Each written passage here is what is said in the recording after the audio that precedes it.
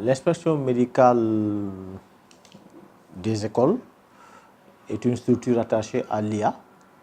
Donc au niveau de chaque académie, il existe une telle structure.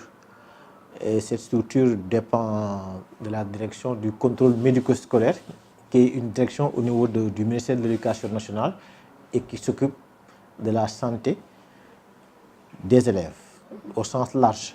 Donc santé, environnement, nutrition, tout ce qui touche à la santé de l'élève, c'est l'inspection médicale des écoles qui s'en occupe à l'échelle de l'académie.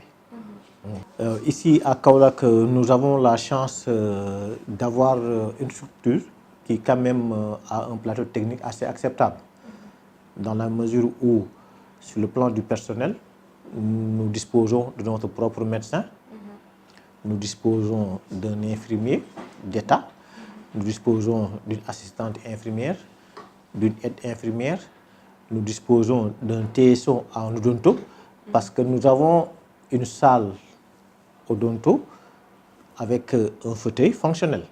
Nous disposons de radiodentaires, nous disposons de tout le matériel qui équipe un cabinet dentaire. Au niveau de la salle de médecine aussi, nous avons la chance d'avoir un médecin qui s'est spécialisé en médecine de l'urgence. Et nous avons aussi la chance d'avoir comme dotation un électrocardiogramme qui est là avec nous, qui fait qu'aujourd'hui, notre médecin urgentiste fait nos électrocardiographes sur place et les interprète. Ce que nous pouvons retenir, c'est que nous avons gagné le pari de la fréquentation. Parce qu'aujourd'hui, à l'IME de Kaolack, nos consultations en interne tournent autour de 1800 à 1900 élèves, aussi bien en médecine générale qu'en odonto. Nous nous fixons dans un établissement qui est un site de rencontre. Nous demandons à tous les élèves qui ont des besoins de venir et on procède au dépistage. Après avoir capacité plus de 100 enseignants pour qu'ils puissent faire déjà le tri en classe et ne nous envoyer que les élèves qui ont vraiment besoin de lunettes.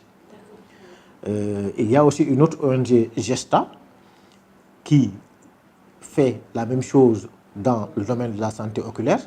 Et déjà, nous avons pu distribuer dans le district de Ndofane, donc ça c'est un peu l'IF de Kaolack département, 129 paires de lunettes gratuitement. L'an dernier, en 2017-2018, nous avons pu distribuer 69 paires de lunettes dans le district de Nguinguinéo, qui correspond à l'IF de Nguinguinéo. En plus, maintenant, des autres pathologies que nous avons eu à prendre en charge. C'est-à-dire des enfants qui avaient des objets dans les yeux, des enfants qui avaient la cataracte, et tout cela. Le véhicule de chirurgie mobile qui est installé au niveau du district prend en charge l'ensemble de ces bobos, alors que les optométriciens sont dans les écoles pour pouvoir procéder au dépistage des vices de réfraction. Donc ça, c'est simplement dans la santé oculaire. Dans la santé de la reproduction aussi, on a eu à faire beaucoup de choses. Parce qu'il faut le reconnaître, il y a encore beaucoup trop de grossesses dans les écoles. Ces grossesses, si nous faisons peut-être un petit bilan, nous nous rendons compte que chaque année, nous tournons autour de 350 à 360 grossesses.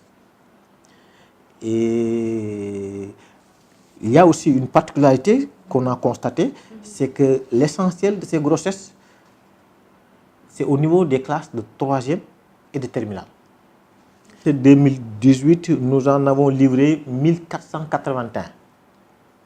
C'est dire encore que, ouais, il y a encore beaucoup d'exemptions. Si l'élève a une pathologie que l'on peut traiter, parce que la délivrance de l'exemption n'est pas une finalité en soi.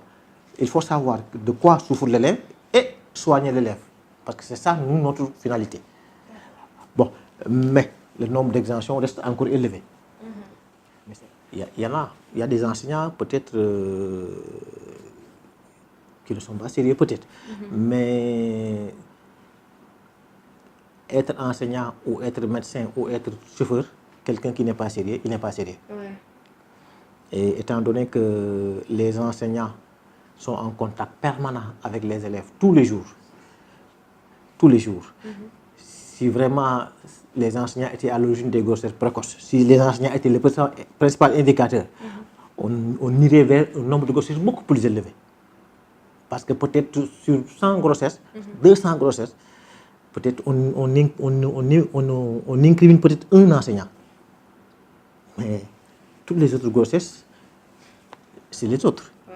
Bon, je crois que le fond du problème, ce n'est pas ça. Le fond du problème, c'est de voir pourquoi ces filles qui, il y a peut-être 10 ans, évitaient de tomber enceinte, aujourd'hui tombent enceintes. Vous allez dans un établissement, aujourd'hui, vous voyez des filles qui sont enceintes et qui se baladent avec leur ventre dans l'école, qui viennent faire leur cours tranquillement. Et c'est pas parce qu'elles ne sont plus exclues de l'école que le phénomène prend de plus en plus de l'ampleur? De mon point de vue, c'est un paramètre. Parce que quand, de notre temps, où la fille savait que si elle est enceinte, on l'exclut, elle faisait attention. Mais maintenant, on donne à la fille la possibilité d'être enceinte, de suspendre sa scolarité.